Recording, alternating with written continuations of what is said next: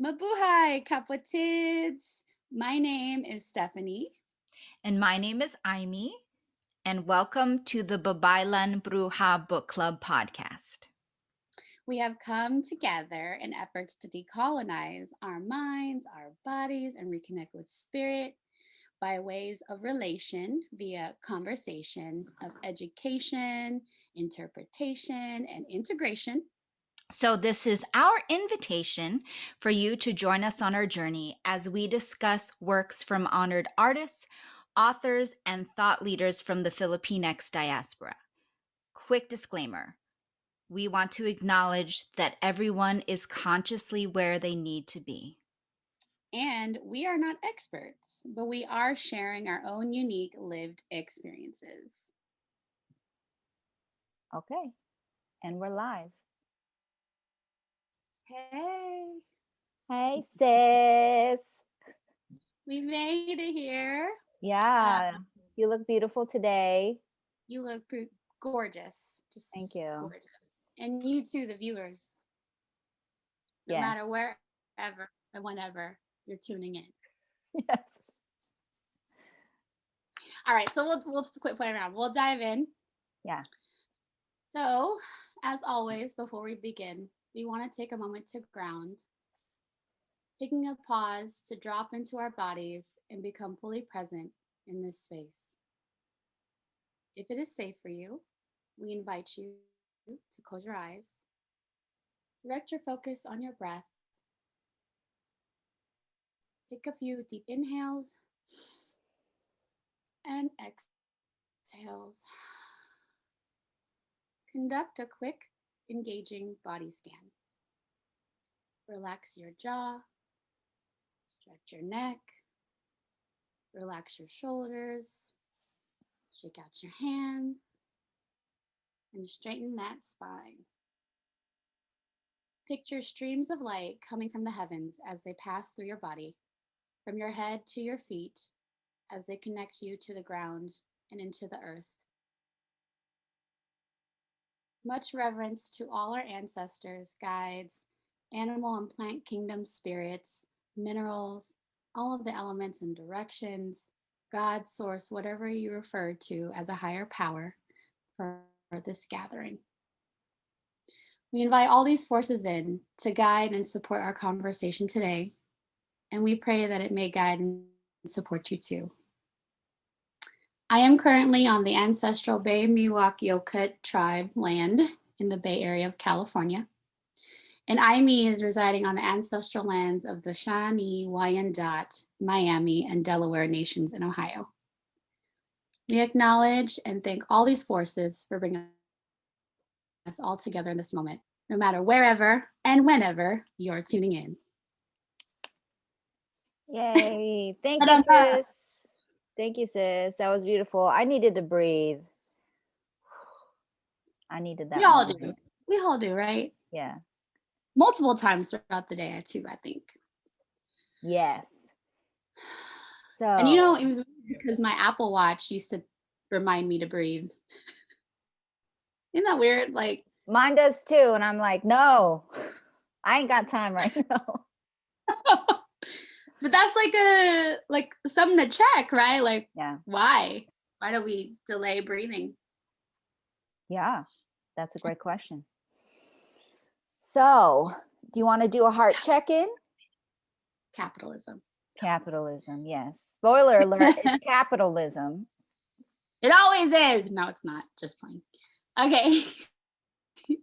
So, we do heart check-in. So, we invite y'all to check in with your heart today, any day, all day, every day, if you choose to.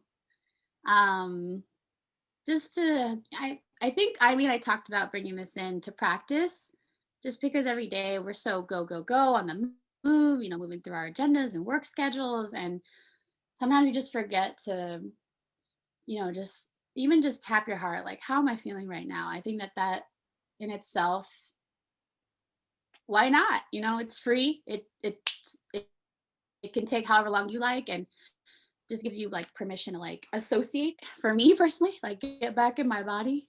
because I'm such an air sign. I'm always like,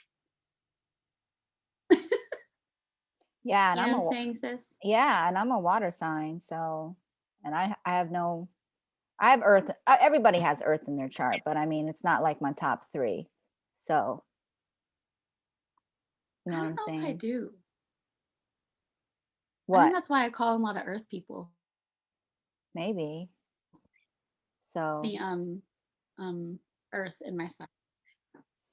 So. All right. How's your heart, Amy? How's your heart, um, sis? my heart is, um, so this was what, the Pisces moon? It was the Pisces new moon, Yes. and Yes. I'm already on my moon. Let's normalize talking Oh. about your moon cycles.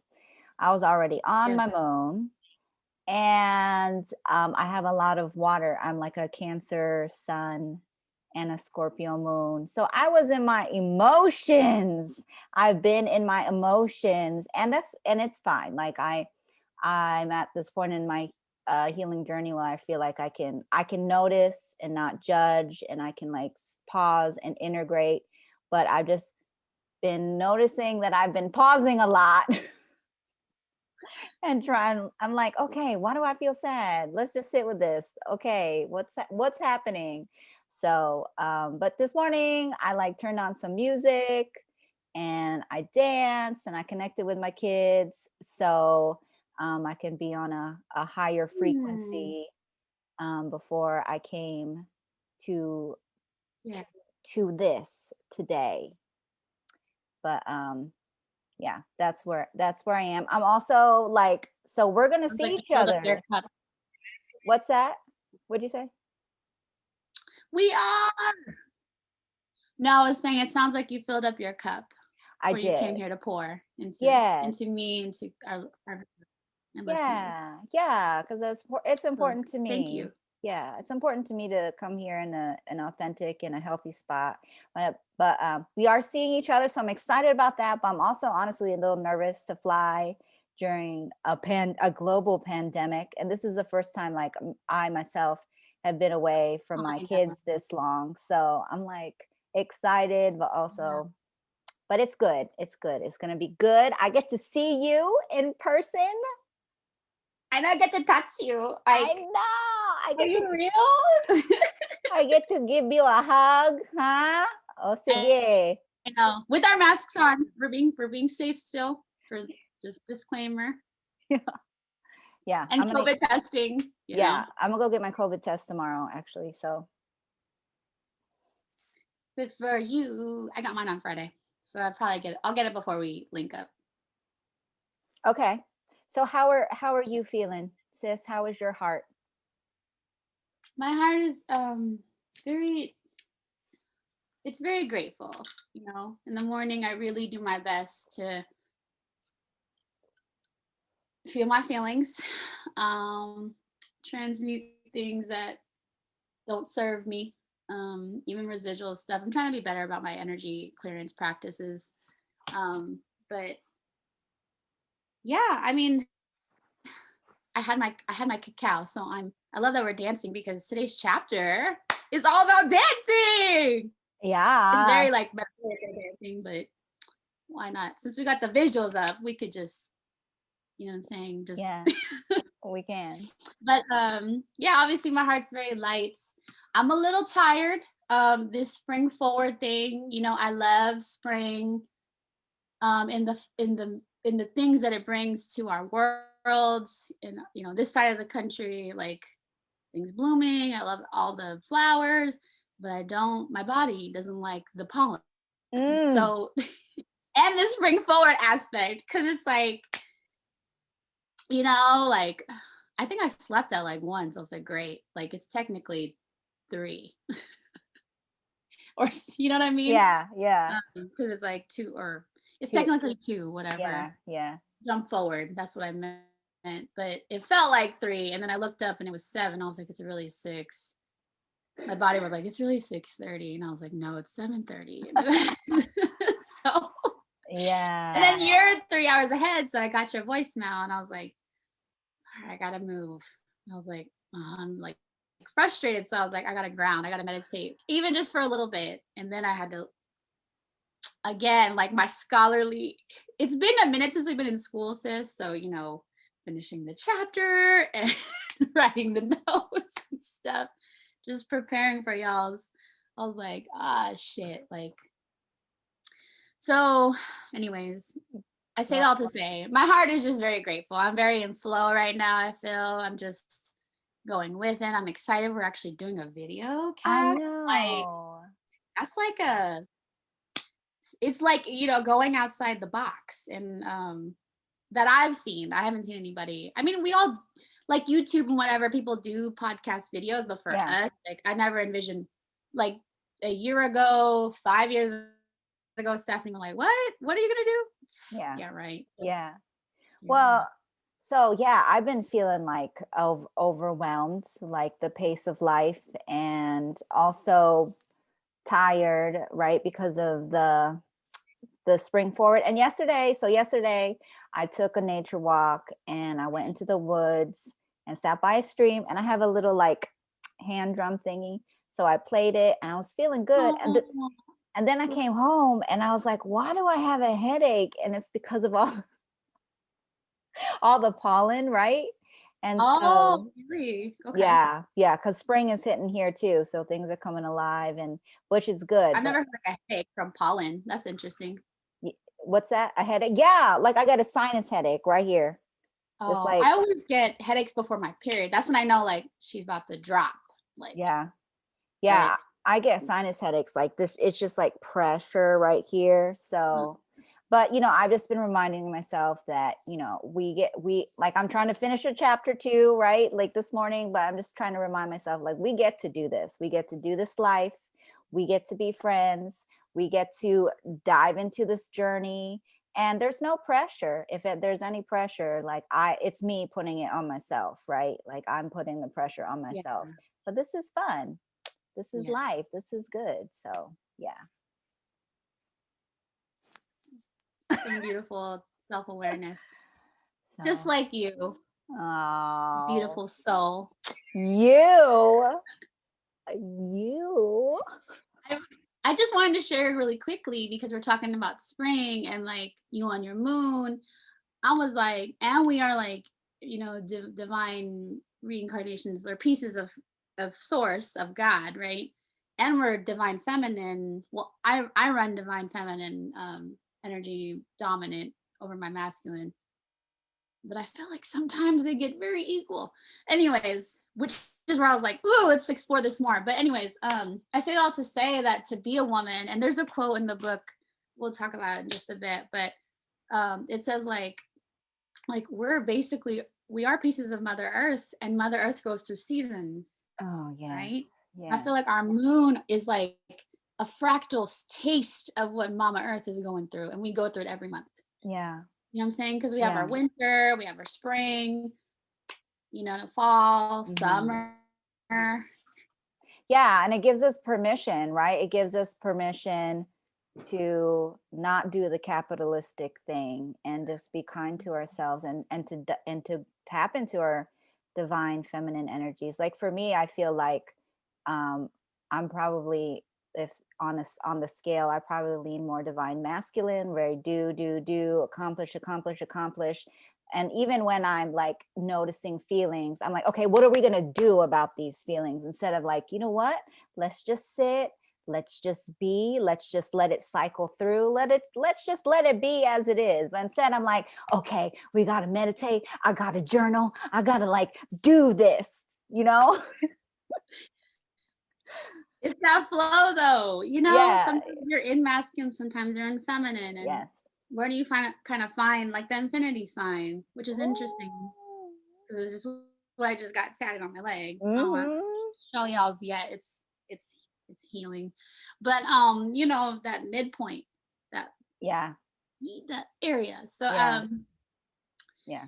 anyways, I say that all to say I'm glad that you're like doing what you feel need and becoming aware of the patterns and finding your center, uh, Yeah. Same, so sis. Same. Yeah, but I think it's just such a beautiful thing. Like, I'm like, my Kundalini teacher says that. She's like, I love my pussy. Like, I get it. I love it too. Like, literally, like in chapter 3, Agnes, the author, was like, or whoever's narrating, which we'll go over in just a bit. Obviously, it's not off the top of my dome because this was a very beautiful chapter. But I just bring it all up to say, like, we are the matrix. Like, we have a portal and it's right here. And I look at it sometimes and I'm like, there's so much to still like know, but it's such a like it's a thing down there that goes up there. You know what I'm saying? Like, you pulled a spirit from the ether into a human out of Dude. love with your husband, you know what I'm saying? Yeah, And then that's crazy. and then it became a person. And it's I like, know. you got 2 of them. I do. I have 2, and one of them just turned 9, my son, and I'm Oh, just like, yes. I know. yeah, it's wild, and sometimes I just look at him and I'm like, you're a whole other person, and you came out of me. Like, it's so weird. I know. No. Oh, but anyway, it's Mysteries of good. life. Yes. Anyway, so that's our spiel. We want to also acknowledge, just quickly before we dive into the chapter, that we're thinking of ways to also be conscious, because this is very much a conscious creative project, of the current events that are happening, especially in the Asian community. Yeah. So we're thinking of ways to kind of bring that into this conversation, but not necessarily within the podcast, because we understand, or I do, that we're in an era of instant gratification and character limited texts, and attention spans are short. So I know that while the podcasts are an hour, I've received feedback that they're long, and we acknowledge that and hear that, but at the same time we want to respect the content.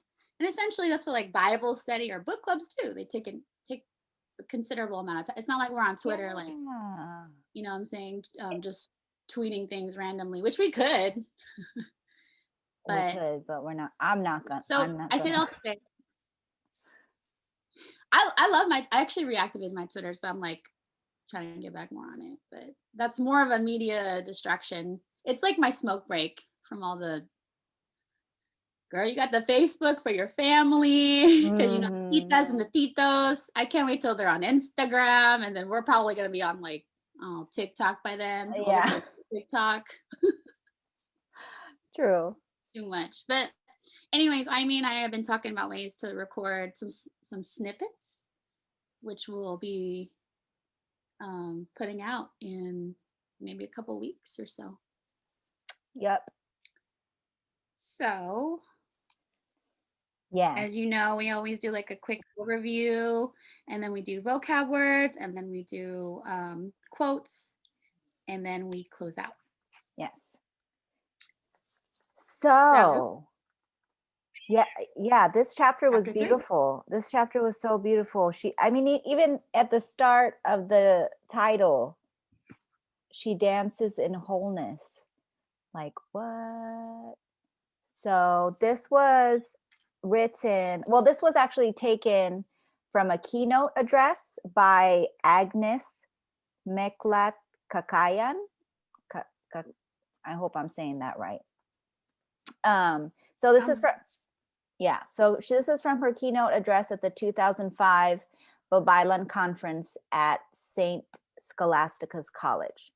So basically in this essay, she talks about the Babaylans in Mindanao that she had the honor of creating relationships with. And so it's pretty difficult to establish and maintain relationships with the Babaylan. But she did that, and they entrusted her with their knowledge. So the first part of the chapter is her talking about the women that she met. And like the way it's written, I feel like it literally is a keynote. Like because she was like, meet so-and-so. And I would imagine there was be like a picture that popped up, right? So, but Yeah. So she talks about the Babaylans dance and speaks to like a holistic spirituality, something that's embodied and remembered deep in our bones and blood, and remembering that body and spirit are one. So that's what I call as the main heartbeat of the chapter. What do you think, sis? What are your thoughts? Yeah, I mean, it was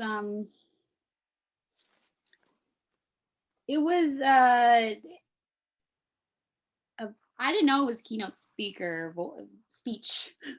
I guess I missed that text.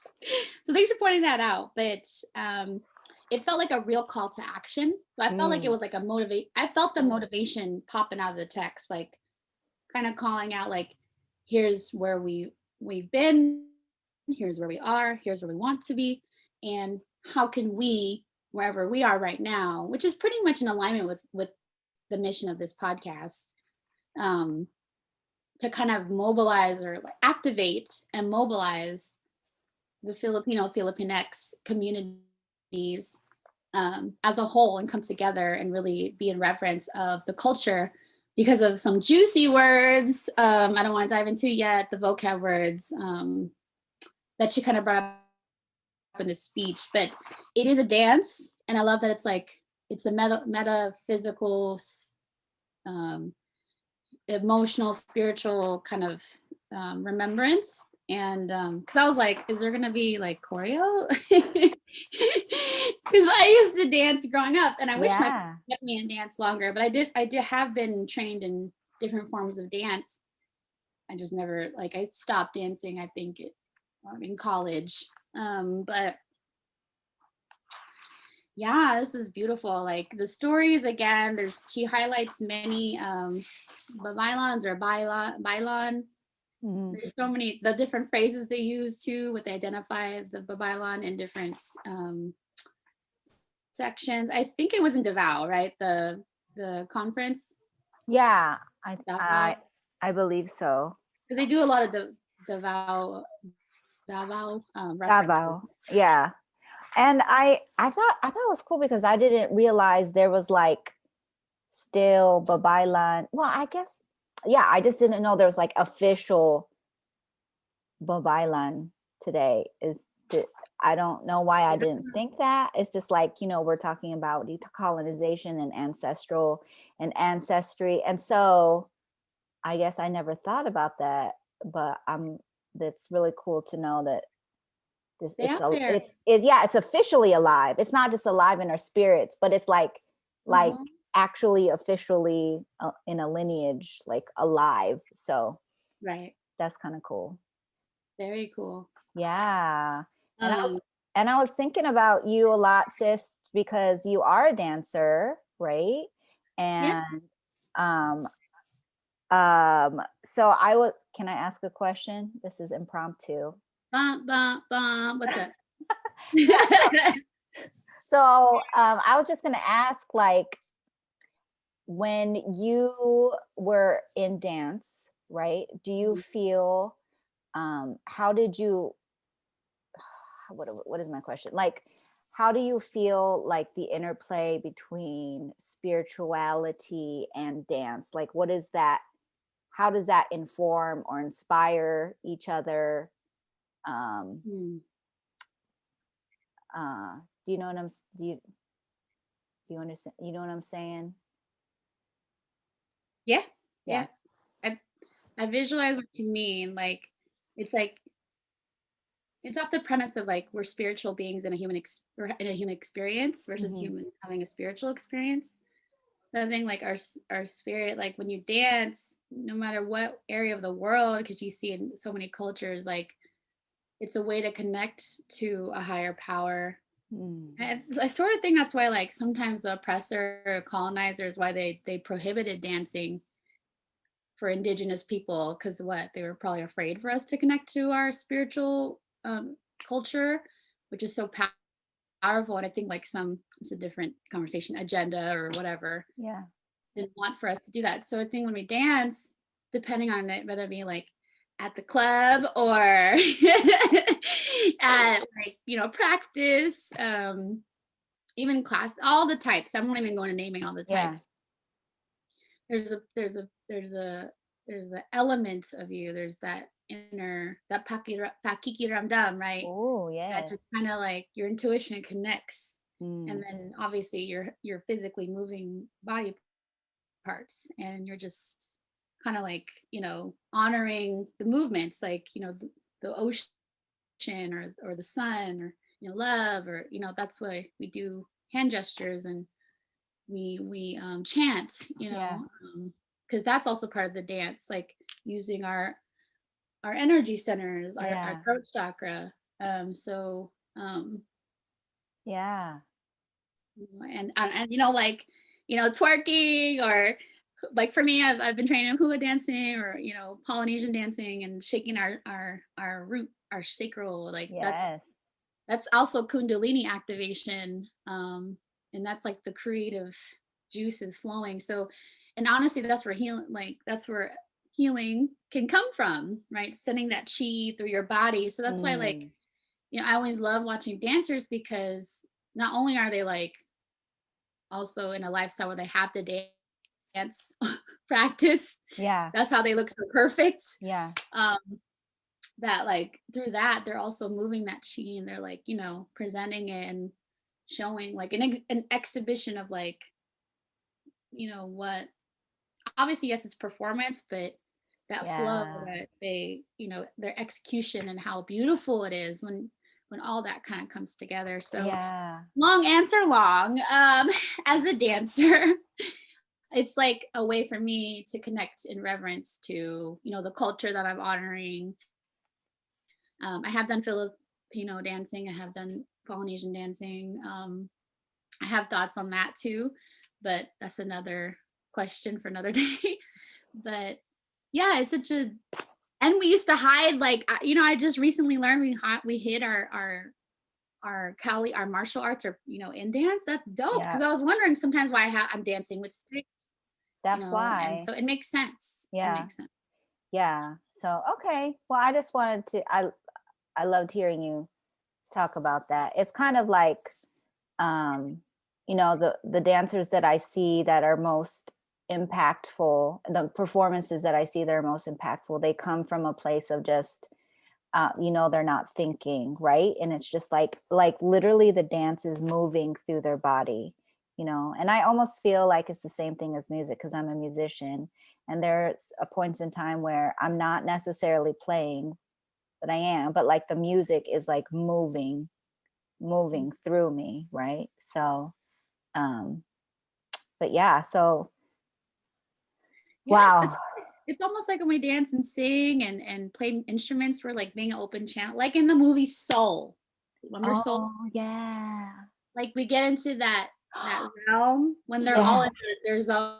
Like dude was on his piano, people were, writing or dancing, like that's like that's where we like connect to this higher power and bring the higher power, that energy. Yes. Yeah. So I love this conversation, but it's good to think about ways to embody our spirituality and not just let it be like head knowledge, or just to like put it in our bodies, right? So anyway. And I think, like, in closing, I think that like that before we want to know, because we've been on this, but that's like the Babaylan consciousness, and in Babaylan we're using that in context to this, but obviously it applies to everybody. It doesn't matter what color, what gender, whatever you identify with. Like Babaylan is also, I feel like, respectfully to my, elders in Filipinx communities, that the Babaylan is like, it's a term pulled from like, because this reality is so dense that we need concepts for us to connect to that higher power. You know what I'm saying? Babaylan, I feel like, is the Babaylan consciousness. When she was saying Babaylan dance, like it embodies all of that, and we all have that. Yeah. Yes. So okay, well, thank you. Thank you for answering my question. It was good. All right, so vocab words. Did you want to start with this, or? You want me to start? You start, because I didn't necessarily have any vocab words that like hit me.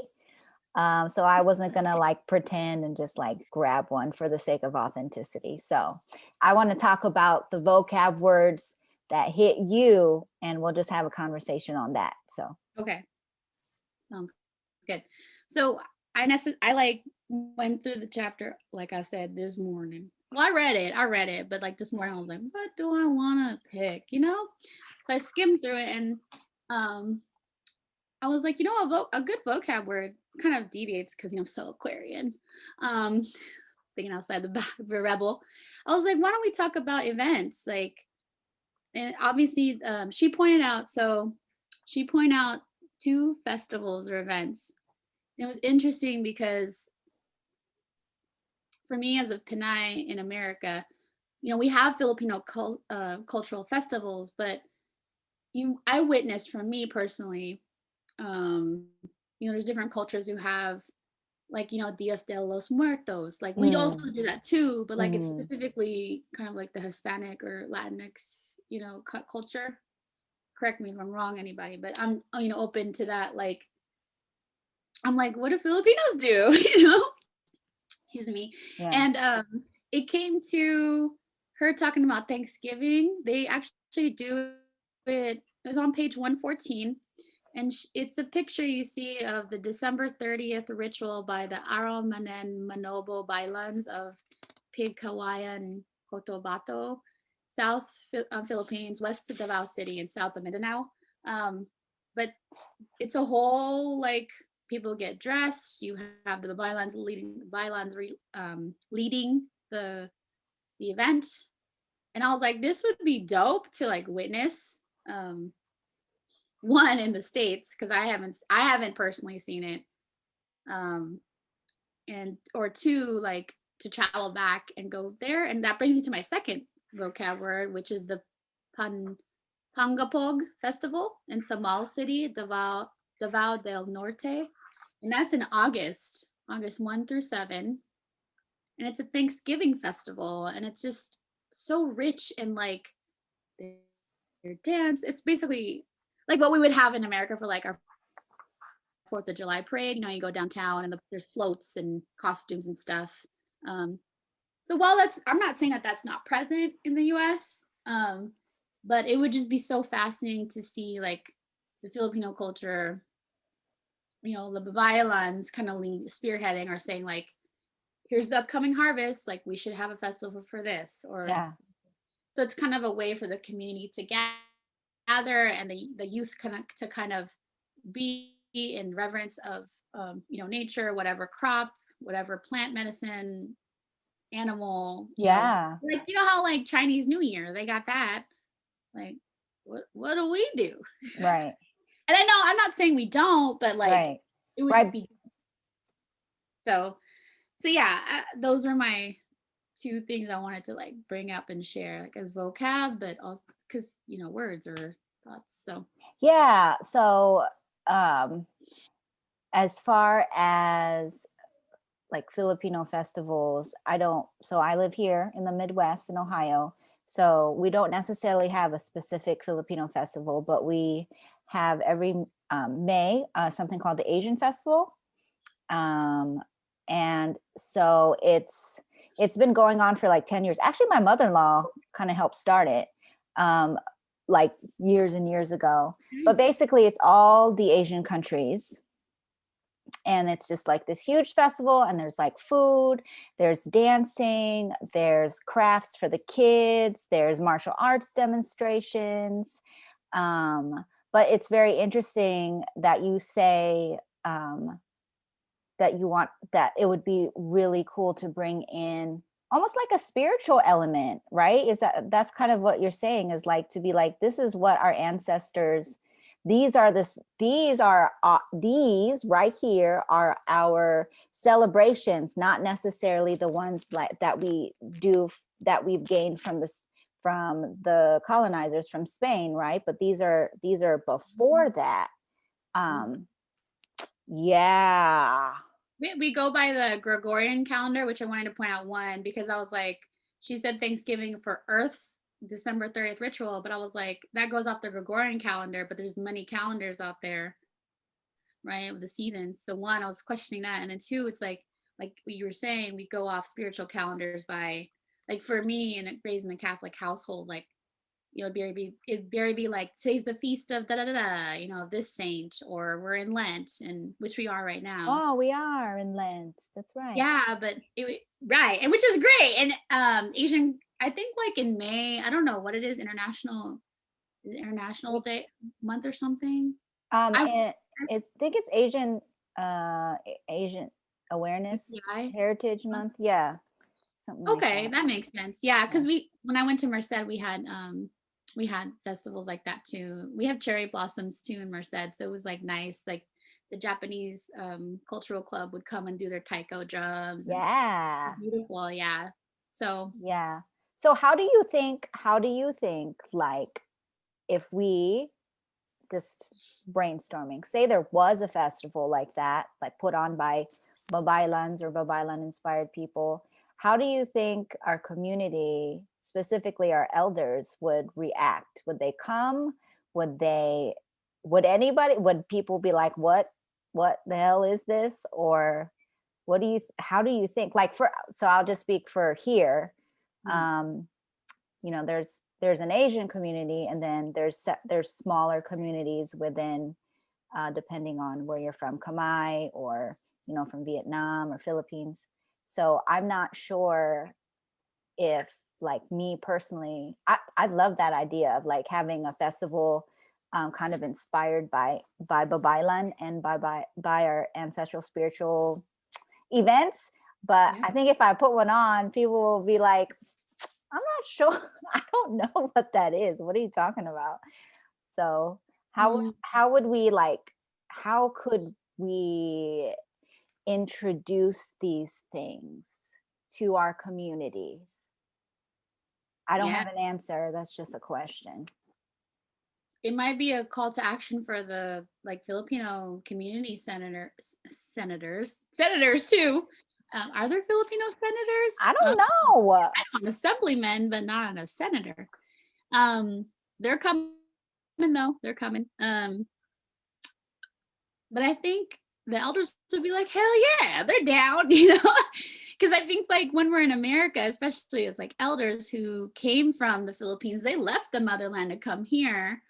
And any taste of Filipino culture, like they're like, yeah, that's what they did in this province, or, you know, that's what they did in this part of the Philippines. Yeah. And so I think they would be intrigued. I don't know if they necessarily agree, but I mean, who doesn't love a party or a get together, you know, especially when there's like a common celebration, like, and the overarching theme is that this is from the Philippines. So yeah, I think it'd be hard to announce that like in church, like, you know, in Catholic church, like, oh, it's the feast of da da da, and like it's also the Pangapog festival, you know.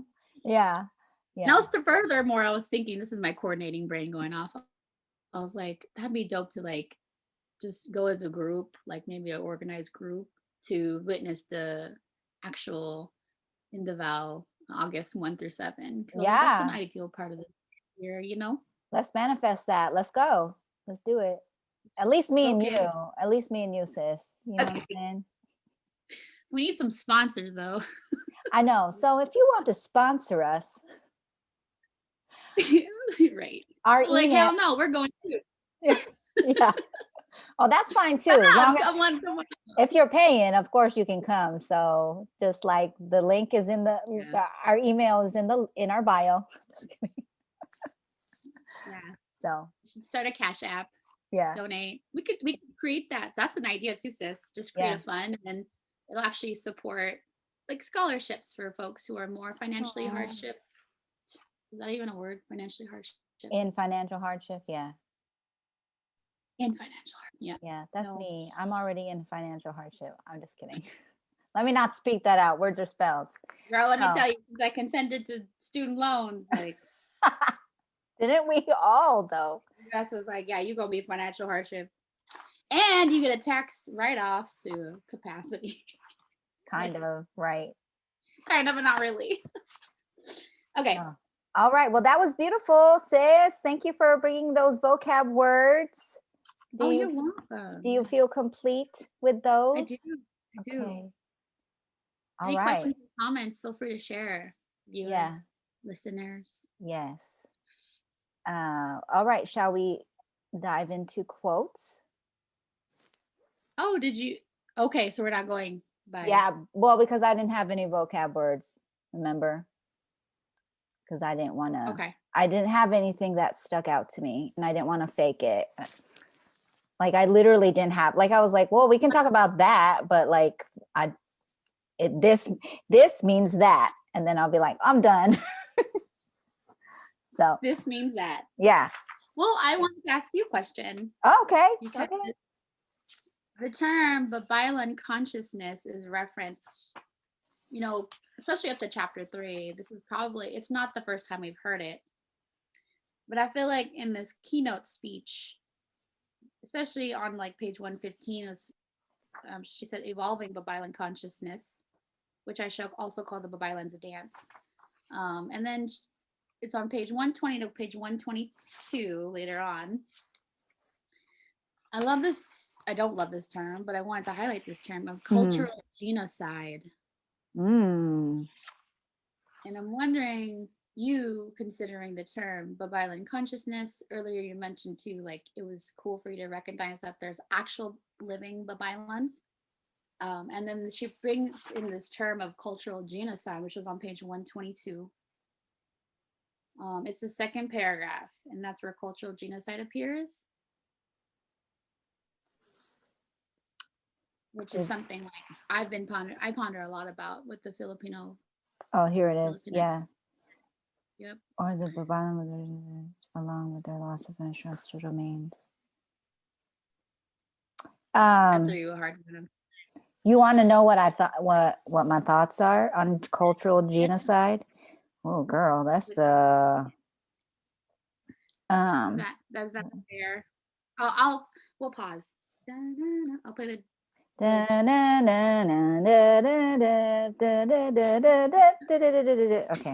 it's the wrong. Alex Trebek. That's the wrong key. So man, well, Babaylan consciousness.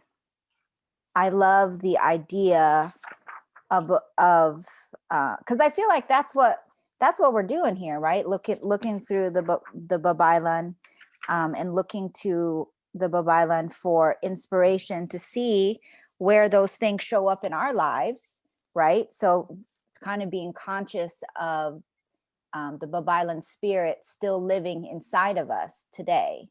But the whole cultural genocide, like when you just say that, like my body feels funny, honestly. Yeah, my body feels, I don't know, like I feel like in my arms, I feel weird. Like I feel like a heaviness or something. Yeah. I don't even have words. So there we go. Like when you say cultural genocide, like I don't have words yet, but I just have feelings, like sensations in my body that's just like heavy, like a pulling down, like almost like a stealing of energy or something. So yeah. So maybe that's what it is right? It's like it's the siphoning off of life force, of cultural life force. Yeah, I mean, genocide has never been a great word to use in context for something that's positive. Unless it's like, I feel like shutting out like negative entities or something, but we need also that to recognize it's like that as within, so without. One cannot exist without, like duality. Right.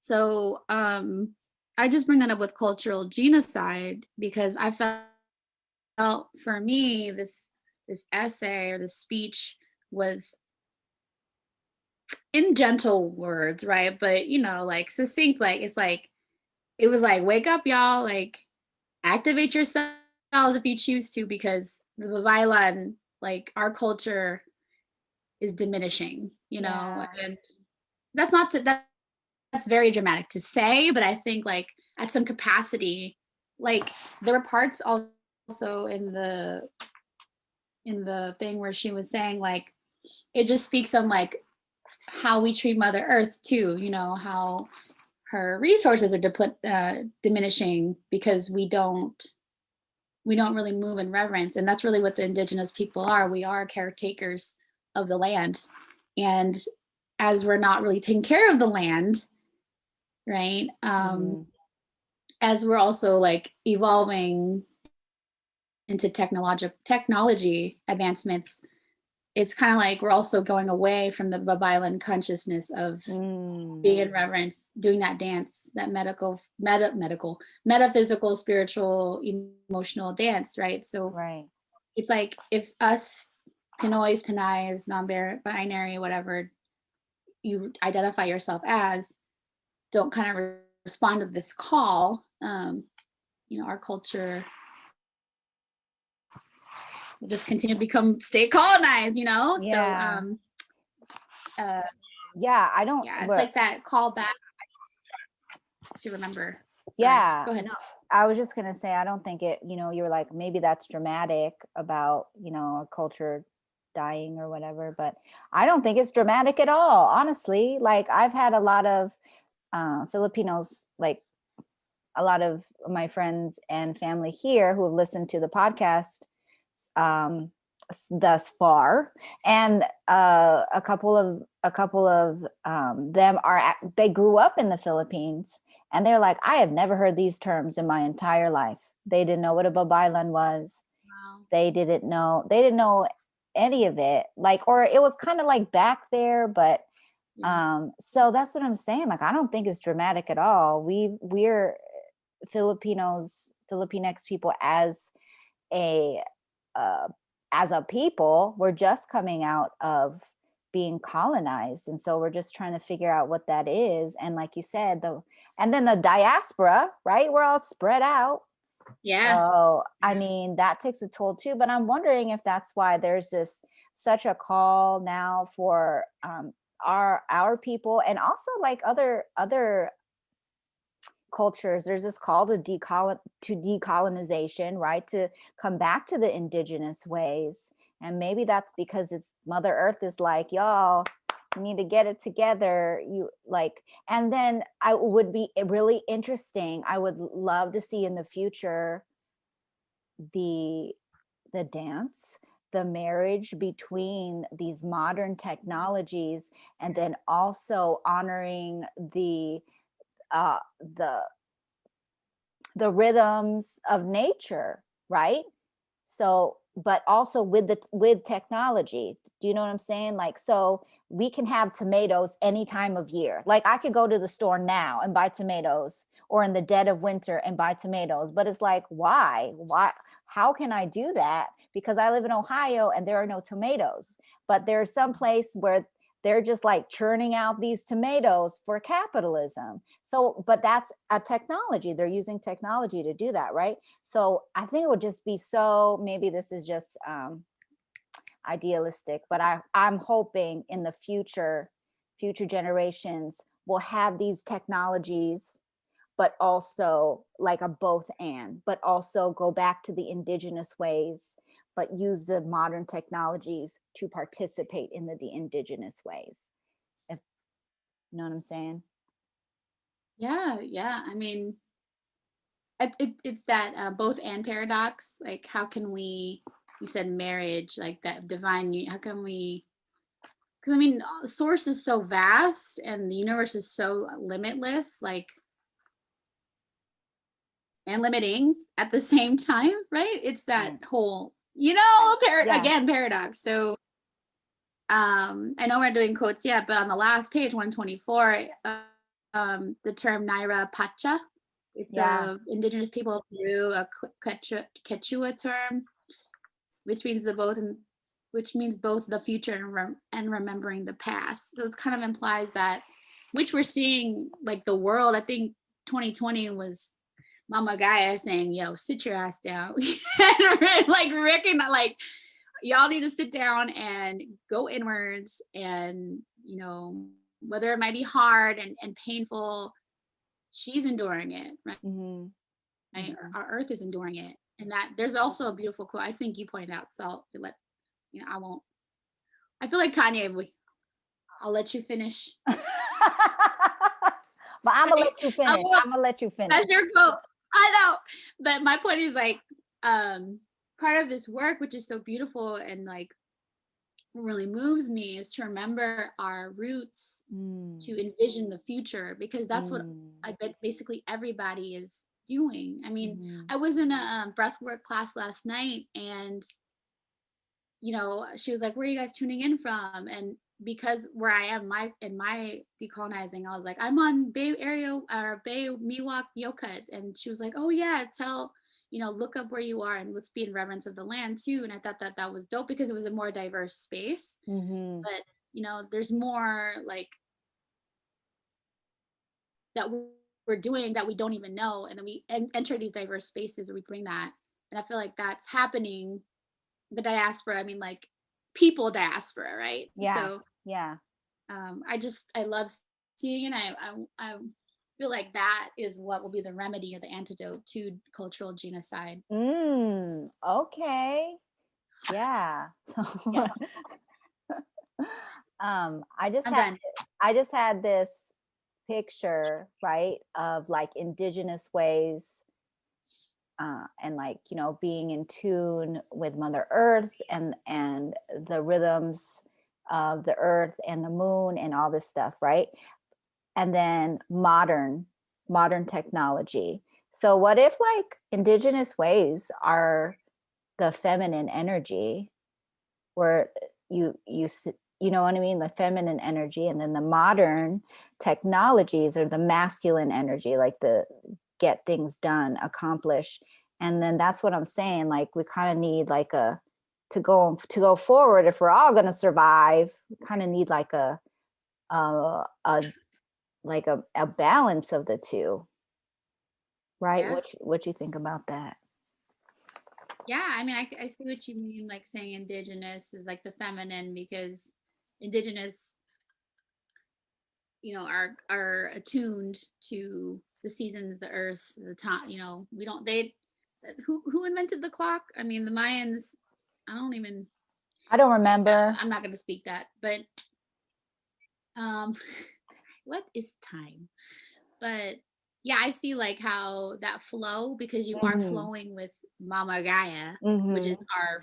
At the end of the day, it's like, I love this reframe. It's like, why don't we treat Earth like our houses? Like, you clean your house, you make sure it's to some capacity clean and swept and, you know, polished.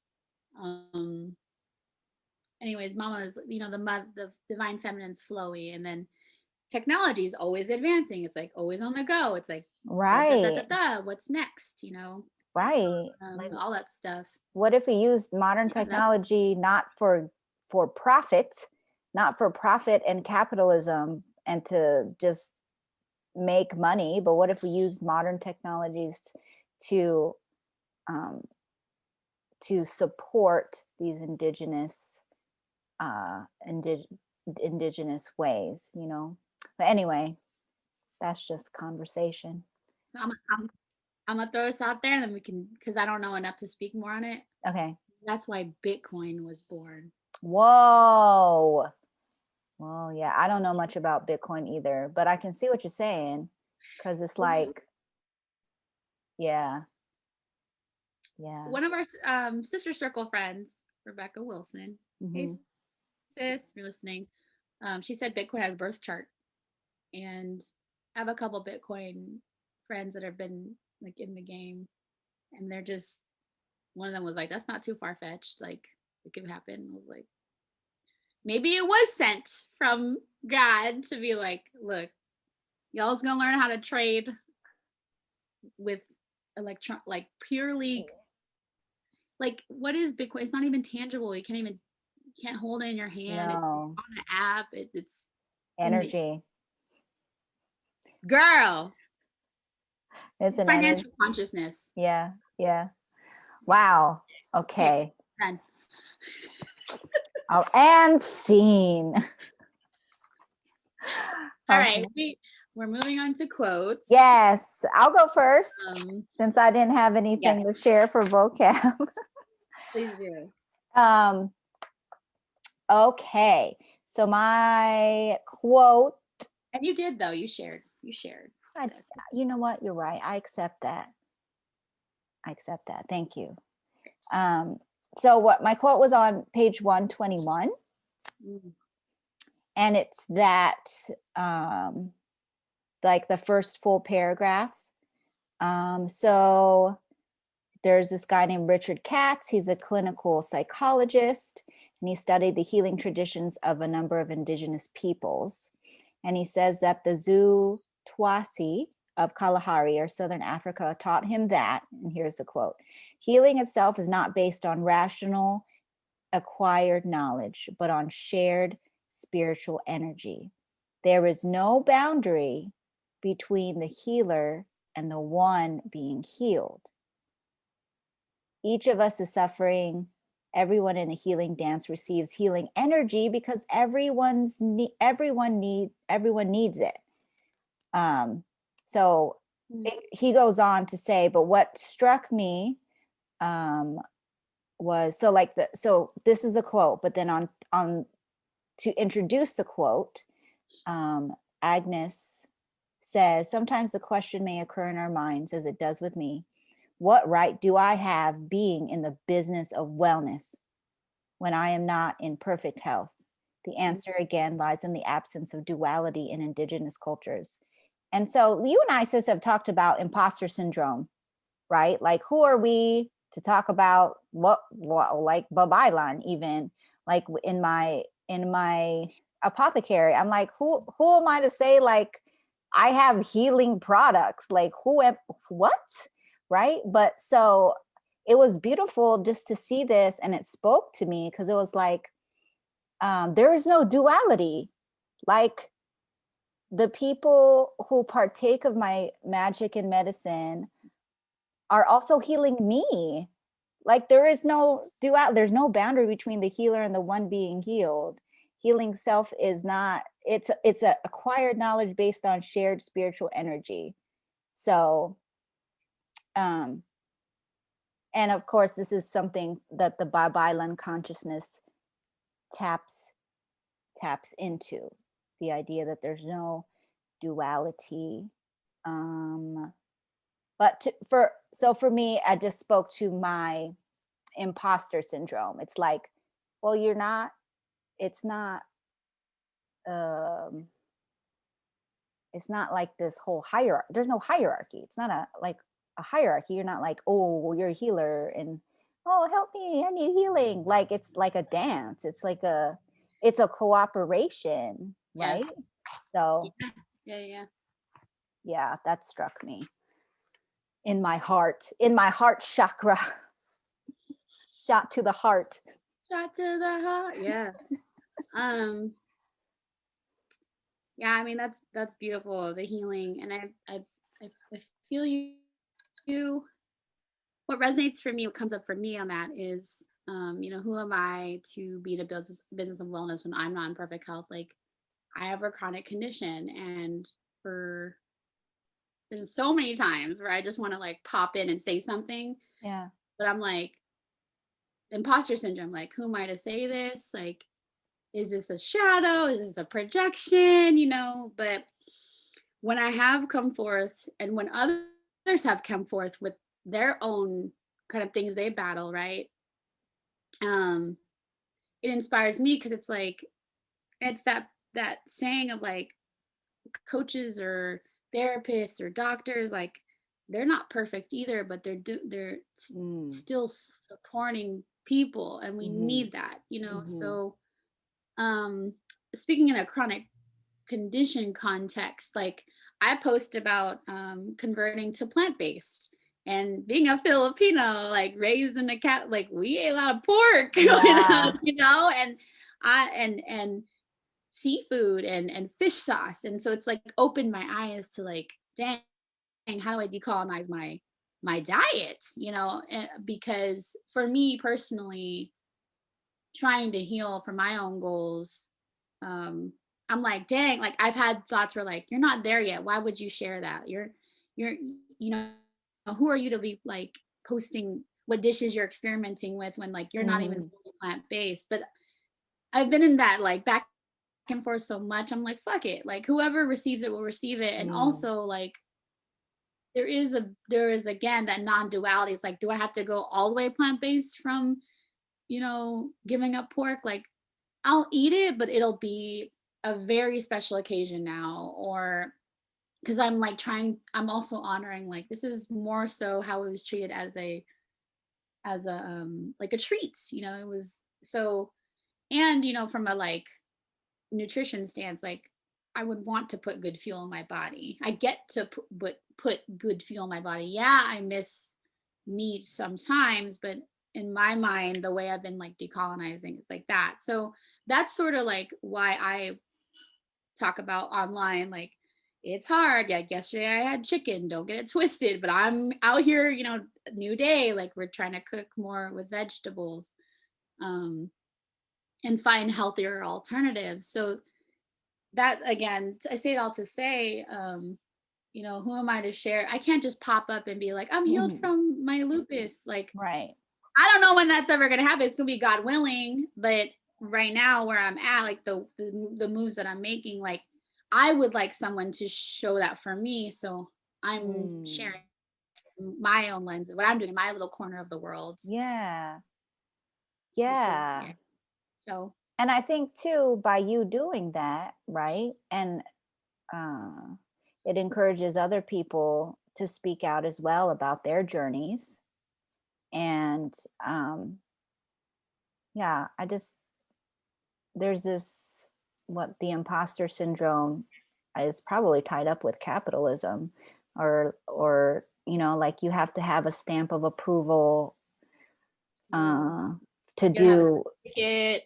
Yeah, you need to be approved by some white man up the chain for you to be able to say, here's on a conference, a panelist, right? And so, but yeah, it's just no disrespect. That's great. Yeah, and there's so many other, I wouldn't even want to say regular Joes, but you get the syntax of it. Like we're all special. We all have our own stories, and you don't need to, as capitalism wants us to be. Sorry, you want to say something? I hear you want to say something. No, I was just going to say we all have our own magic and medicine to give to the world. So that was my only thought. But yes, capitalism comes in. And I think sharing that I have flaws, I'm not going to be perfect. Like that would inspire someone else. It's inspiring me to see these, for someone who's struggled with body image since I was a kid. And I realized like that's because we've been conditioned to think Eurocentric standards are it. And the reality of it is we're all not built that way. So to see like more diverse colored models, people of color models. Yes.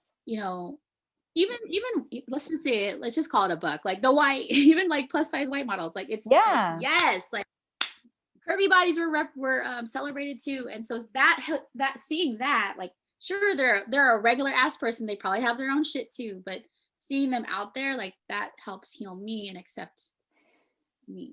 Yeah, and if you think about it, so if you that heals them as well, so it's, again, there's no difference between the healer. There's no duality. Like as you put your story out there, it's a part of your healing journey. And then as people take that medicine in, they're like, oh my gosh, that helps me. And that becomes their part of their healing journey.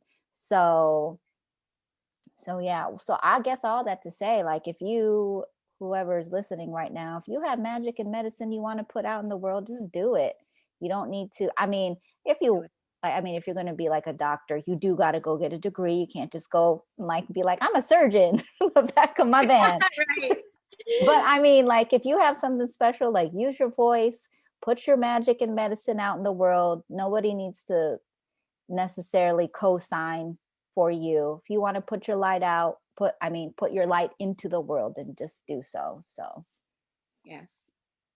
yeah. And from a heart-centered space. Yes. You know? Part of like, I just wanted to close out with this is when we share goals, right? Whether that goal be trying to eat healthier or lose weight or, you know, show up more, manage our emotions or journal or whatever. Or, you know, create the thing to present to the world. Right. There was something I read the other day. It was like, check in with your goals periodically. Are they coming from purpose, or are they coming from ego? Oh, yes. So those are the questions that help me benchmark, like, and be gentle too with myself. Like, shit takes time. Like, I was eating Filipino food Yeah. until, like, you know, my 30s. So I can't just get to plant-based overnight, but Mm-hmm.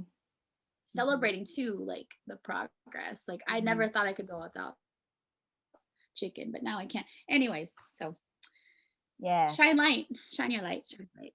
Do shine it. your light. Yeah. And that quote, then under your quote, it was like, if we create healing communities, people who get together, work with each other, and warmly, emphasis on warmly, support each other, healing becomes a part of everyday life. Yes. Yeah, that made me excited too. Yeah.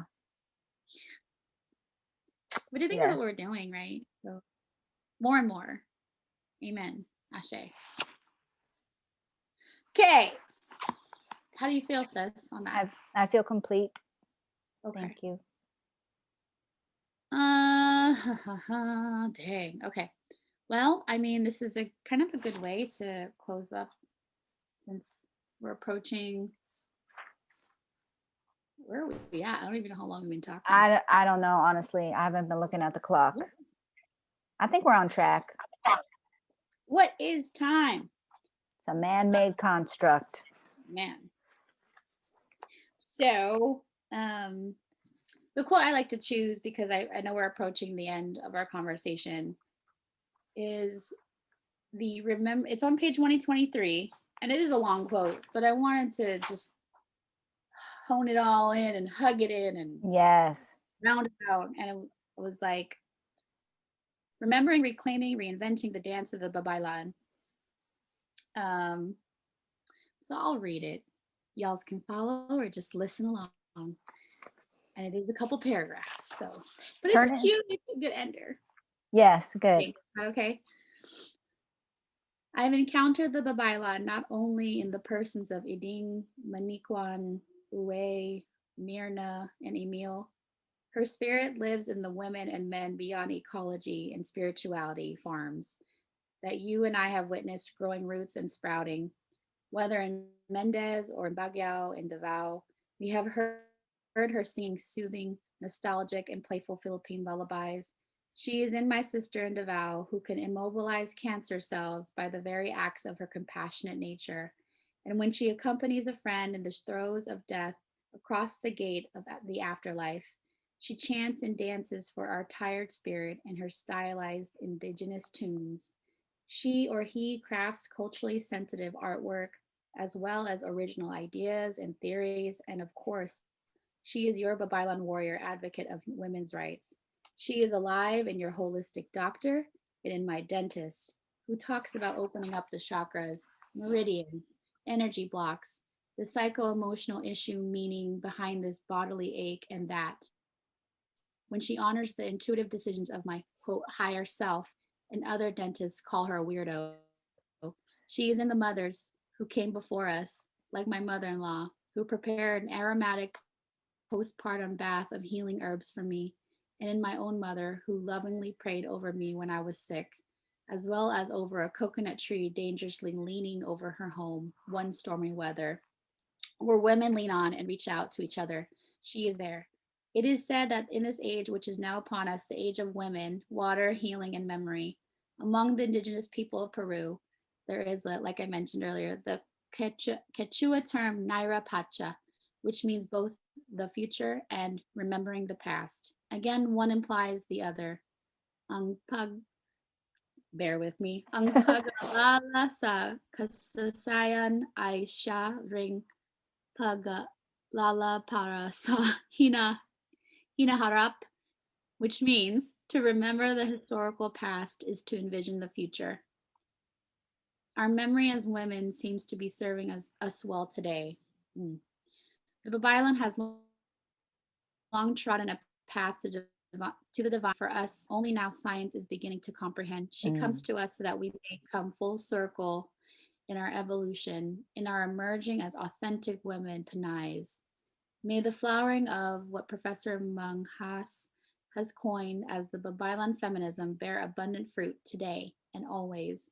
Seeing the Babaylan in you now, smiling at the Babaylan in me, shows that she is alive and well. She who continued, added to, or reinvented the cultural resources of her community into what she perceived to be meaningful for the times. Honoring the Babaylan of our common heritage is, after all, after in being and honoring who we really are. May we can all continue to dance with the Babaylan, the dance of wholeness, so that all may have life in its fullness. Woo! Yo, that Pisces moon got me emotional about that. I'm tearing up over here. Oh. Yeah. It's just a great capture of the Babaylan is everywhere. Yeah. If we choose to recognize it, like she said, remembering, I would even add recognizing, remembering, reclaiming, reinventing. Yeah. Woo. So, you take a moment, sis. Yeah, I know that was. I'm trying to observe my feelings and why I'm feeling emotional. Mm-hmm. Would you like to share or? Yeah, it's we were talking about cultural genocide earlier, and it's like it just feels like hope, saying that she lives on, the Babaylan lives on in you, it lives on in me. So like it says in the last part of what you just read, shows that she is alive and well. She who continued, added to, or reinvented the cultural resources of her community. And I just feel like it speaks to resilience and you don't have to say sorry for crying. Yeah. Never. I'm trying not to apologize for my feelings, but I guess what I'm apologizing for, I'm like the sounds of the yeah. I low-key hate that sound too. I know, that's why I'm like, my bad. But you know how we're talking about cultural genocide and how I said I feel in my body that's a heaviness, right? I felt like a heaviness, I don't know, but this feels like a release of whatever that was. It's going to be okay. That the Babaylan consciousness lives on, seeing the Babaylan in you, now smiling at the Babaylan in me right now, literally right now with our technologies, right? So it just feels beautiful. It feels like you said, a remembrance. It feels like answering some sort of call from the ancestors to remember. So yeah, and I think for me it's all the tingles through my body, maybe activating the DNA for the courage for me to speak. Maybe perhaps this is the activation, whoever is still listening, for you to remember who you are, to be proud of our culture, as much as where was there somewhere did you and I have this conversation about our language, how people don't think it's sexy, and I'll be wearing a bob in America is not cute, right. all that shit, deprogram that from your system, because in reality, like, you know, Filipinos have been just so resilient, and we don't receive that like that acknowledgement. And this is like maybe my ancestors collectively coming through me to speak that, because, you know, we all need some type of internal validation, right? But we gotta, like I said, you gotta come warmly to support each other, to remember who we are. So, you know, that's the divine feminine flowing through me right now, just to say, like, we've been through some shit, and I don't even want to, you know, picture the bad, the you know, burning the witch and all the rape and pillage of our villages, and the burning of our art and our writings, our scrolls, right? Right. It all. Yeah. So, yeah, and then yeah, I don't know. I was just gonna say, like, when growing up, like the only thing that I knew about the Filipino culture to be like proud of was like, oh, we have good food. Oh, we're funny. We like to laugh, and we're funny as hell, right? But that's it. We got funny jokes about our accents, and, like, you know, just the little cultural things. But yeah, you know, it's weird you bring that up, because, like, I love my mom and she knows it. And hi, mommy, if you watch. But, you know, when she came here, and I remember growing up, like, you know, as a teenager or whatever, I would make fun of her accent or something, and she would get really sensitive about it. She would, you know, be like, she would like correct herself, but then she would say with like emotion. I think that, like, for me, not knowing at the time how I was being perpetuating this program of, like, our language isn't deserving to be said out loud, you know. It's interesting too, sis. This is like a random thought. I know we're like in this flow, but no, just I don't know if you heard. Shout out to you, sis, Drea, conscious mother, at her. Yeah. Shameless Instagram plug. But she did like a light language video, and when she was speaking, I mean, you've seen it in like movies too. Let me reference like Avatar, or like, you know, when people are speaking these light language codes, like it kind of sounds similar to like indigenous language, such as like Tagalog, and Tagalog's not even the only language we have, you know. Right. Some of the like the phrasings that came out, it sounded, I was like, dang, that sounds almost like it'd be a language in the Philippines, like combining all the dialects or something. You know what I'm saying? Does that make sense? No, that makes sense. I almost like when I first heard somebody speaking in light language, I was like, oh man, that's like from the spiritual context that I just came out of. I was like, that's speaking in tongues. Like, she's speaking in tongues right now. How did you read my mind? I was just about to say that. I was like, that's why in the Bible they put the speaking tongues. What was that? What was that reading? The gifts of the Spirit. I think it was like a demonstration. Mm-hmm. Yeah, like coming down, channeling through you, which is like honestly a depiction too that we can all be channels. We can channel for ourselves. Yes. So, but yeah. Okay. All right. Do you feel complete? I do. I love that question. Do you feel complete? Which question? Do you feel complete? Like, do you feel whole? Do you feel complete? Like, honestly, I never started saying that until you and I had started having conversations. Aww. And it's I just feel like it's honoring, instead of like, you done? Are you finished? Are you done yet? Because it's the what I say, PC, politically correct. It's the SP. Yeah, the spiritually correct. Yeah. What is correct though? Because in spiritual terms, there's no duality, so there's no correct or incorrect. Yeah, but it's honoring. But yeah, do you feel complete? I mean, you can put some attitude on it, like, do you feel complete? Because I feel complete. Do you? I'm just kidding. All right. Shall we wrap up? Okay. All right. So, as we end our conversation and close out this container, With gratitude, we again wanted to bring recognition and honor to our ancestors, the ancestors of this land, our guides, God, and the divine. Thank you for joining our conversation today. And as we end, we leave you with a blessing. May you know that you and the divine are never separate, for you are divine.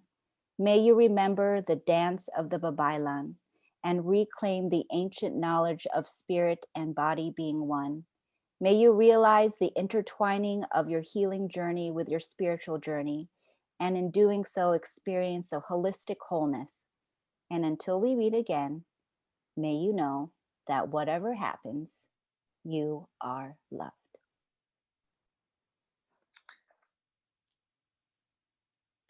That one was good. I felt it. Did you feel it? I felt it. Okay. Yay!